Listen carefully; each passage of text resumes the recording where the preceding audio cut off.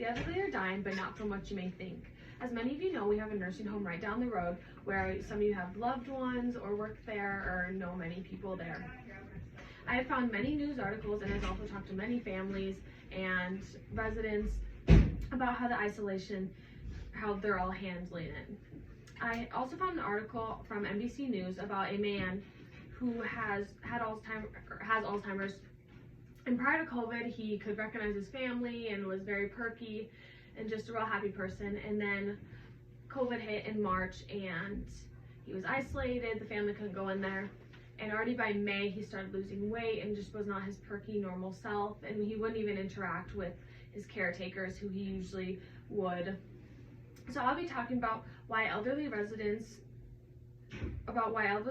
need to be around friends and especially their family members during these crazy times, and how isolation is really treating them. So as many of you know, the elderly residents are unable to see their family members. I have a grandfather over in the nursing home right now who he's kind of losing weight and just, I guess, not exactly himself, and that's because a lot of the reason my grandma's not able to go over there.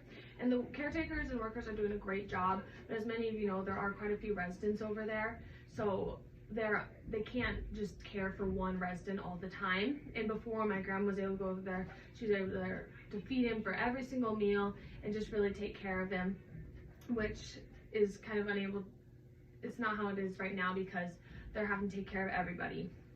My grandma would also say he's not exactly himself. He's kind of withdrawn. Her and my mom were able to go over there one day and visit him, but they had a barrier in between them, so she wasn't able to really be with him exactly. And he got very upset, and it was hard for both of them because he was really upset and she couldn't go over there and like comfort him, and he didn't understand that.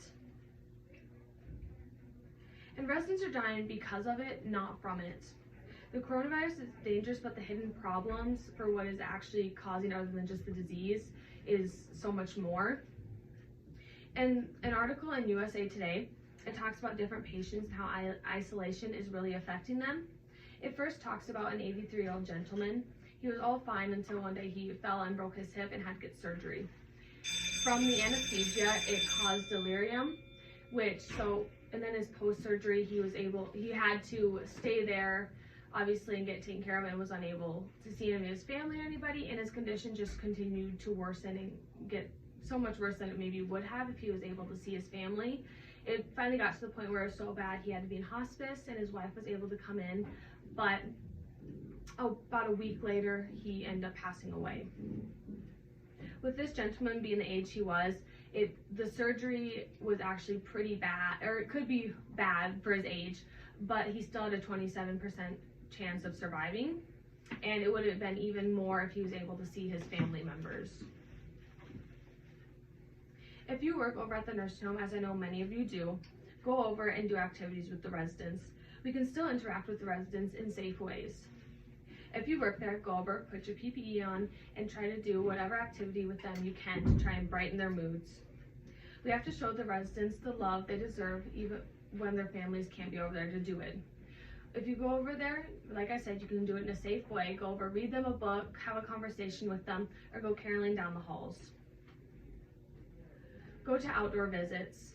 While it is remotely nice out, why not try and go over and do as much as we can? I know many nursing homes are doing this as well as our own. In an article from AARP, it says how outdoor visits are so much better because it's harder to transmit the disease rather than being inside. What I ask is also little and does not take that much to do. Just by showing and telling the residents how loved they are when they're unable to get it from their families can make a huge difference. Working in nursing home myself, I see this every day, how residents are just becoming so much more depressed and just wanting to give up because they're unable to see their family members, and it has just become so much harder for them. They just want to give up.